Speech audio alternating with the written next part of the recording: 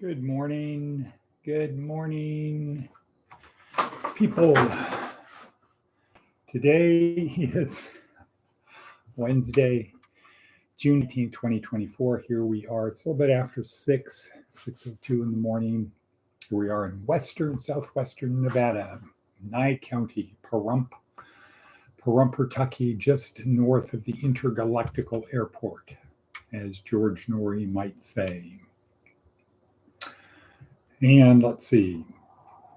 Seems like it's going to be a beautiful day. This is the day we have our volunteers breakfast at the church. Good morning, Watabevi.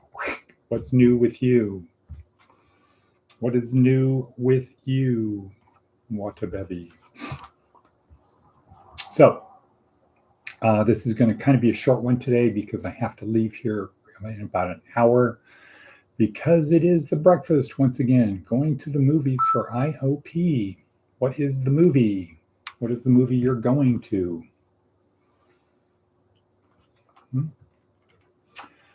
Let's see. Our meme of today. What is the truth? What's the truth of addiction? Aha. And who's going to lead us through that? Johan Hari. But what else do we have? Advice from an 80-year-old. Advice from an 80-year-old. Become the most positive and enthusiastic person you know. What if we apply the categorical imperative to that idea? Does it hold up?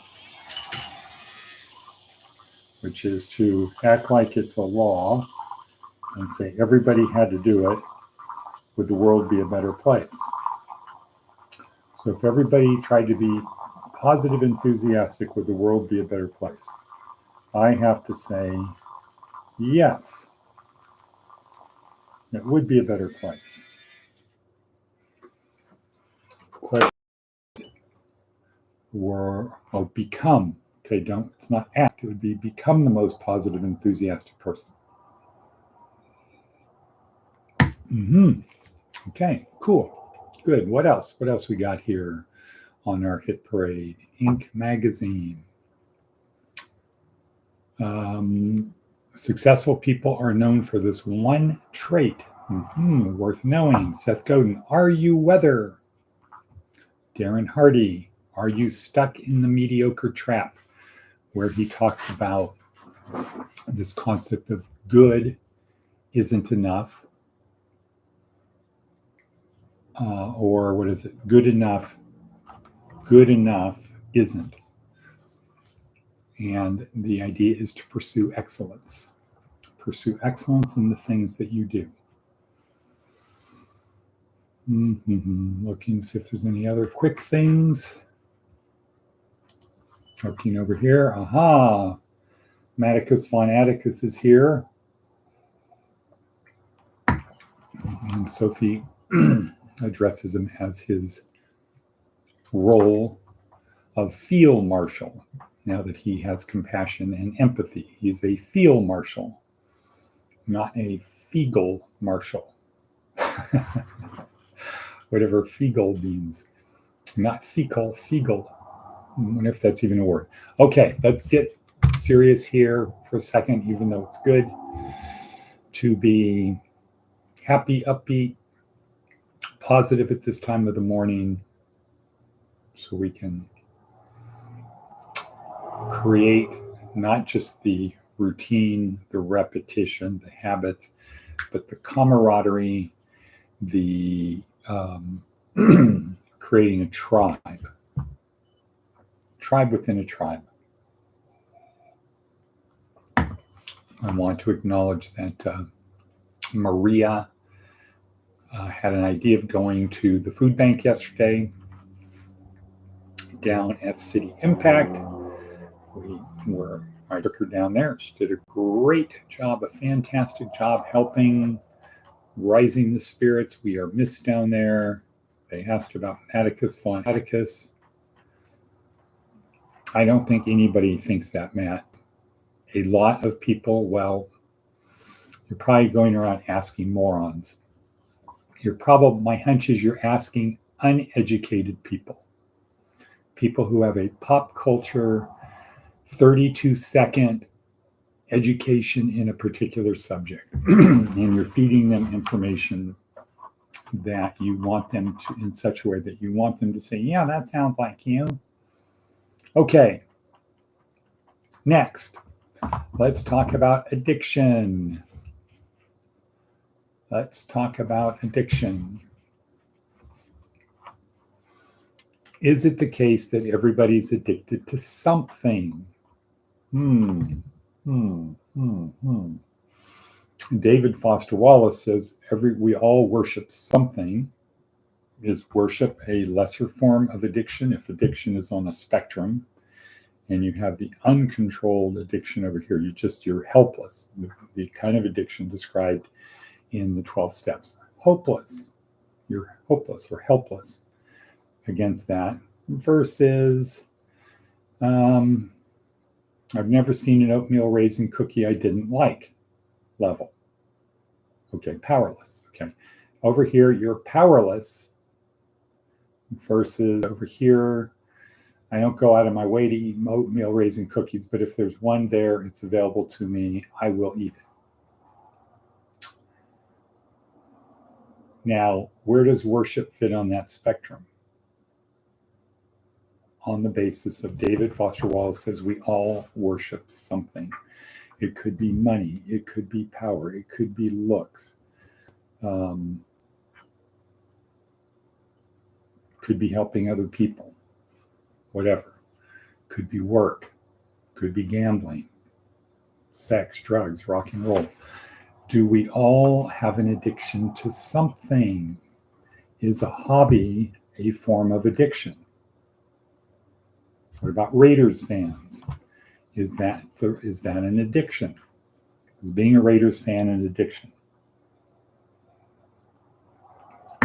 Is it a characteristic of Raider fans that they have to respond in a particular way when they see, hear, smell, taste, touch the Raiders logo?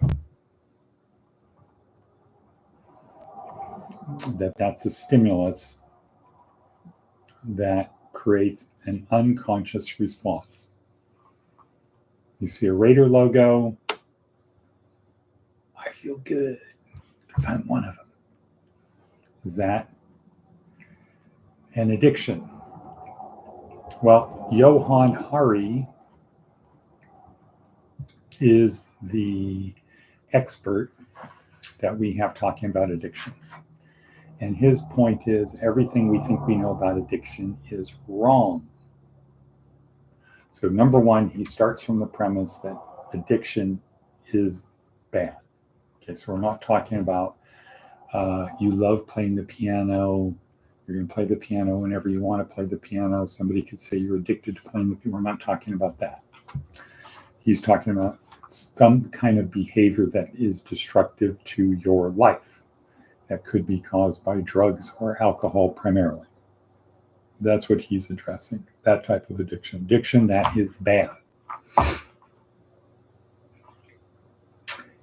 And he traces the roots of it back to experiments done with rats in cages with drugged water, non-drugged water, and the rats chose the drugged water, and that led the people doing the tests to conclude that since no rational creature would do anything to intentionally harm itself, and rats are rational creatures, there's something in the drugs that what they call chemical hooks that get into your brain, and the subject, the rat in that case, can't stop drinking the drug-laced water.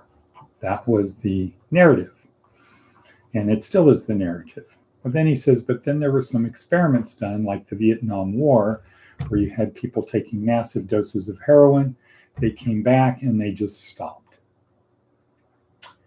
Or Granny goes and gets hit by a car, needs a hip replacement. She's given massive doses of heroin while she's in the hospital, but then she comes out and she just stops. Or there are some people who legally could be drinking alcohol all day long, but they don't. Yet some people are addicted to alcohol, other people are not addicted to alcohol. And so the narrative doesn't really work. If there were chemical hooks in alcohol, everybody should be an alcoholic.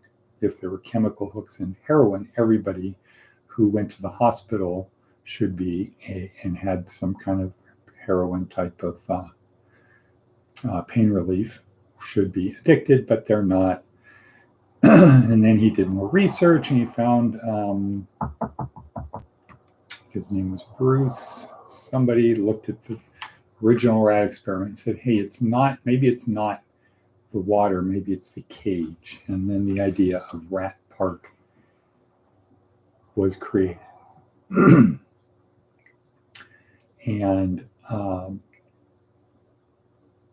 so the idea about addiction is it's their environment. That people are not connected with other people. They connect with something else that releases the neurotransmitters, the serotonin, the oxytocin, whatever. It releases chemicals that make you feel good in your brain. The drugs release the chemicals that make you feel good. So, solution is what? Better human connections.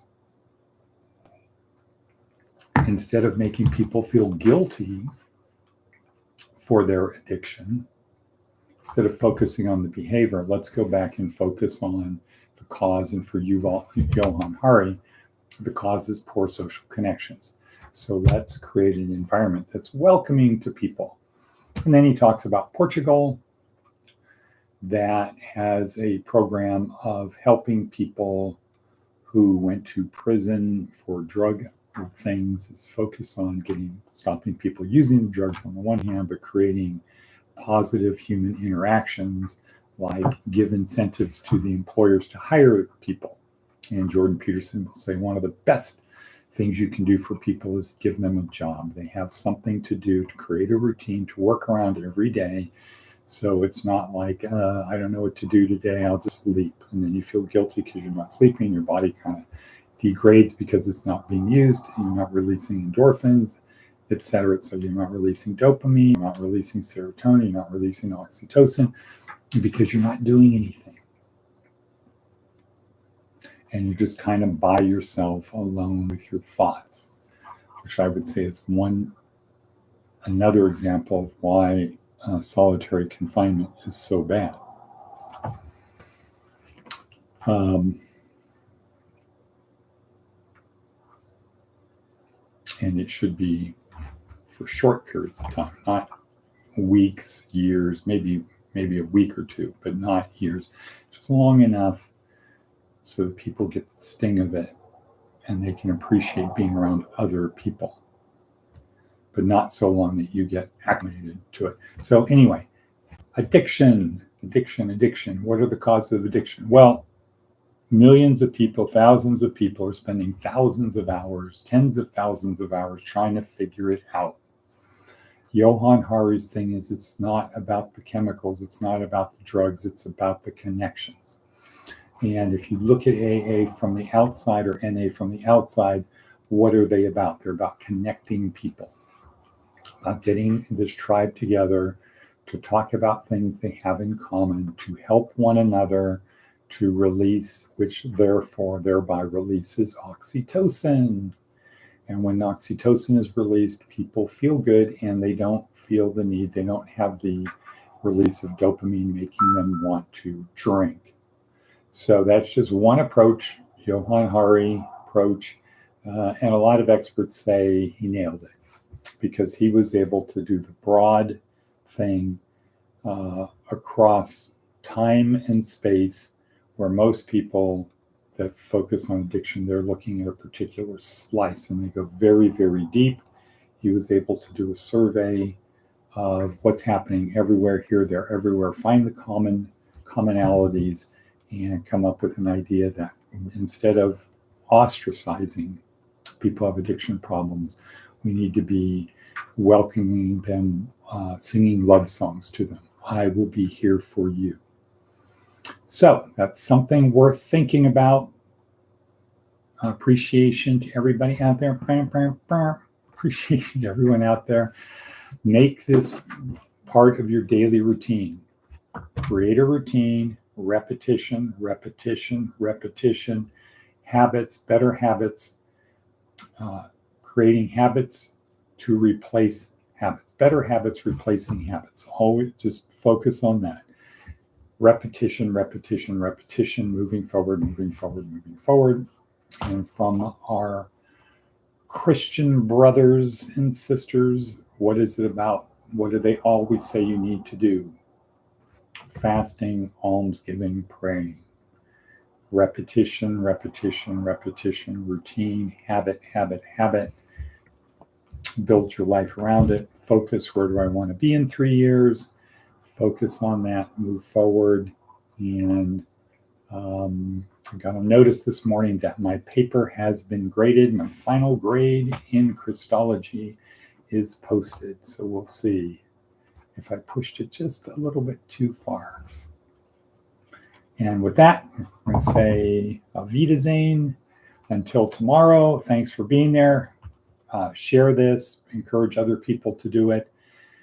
Why? Routine, create a routine, repetition, repetition, repetition, new habits replacing other habits. And they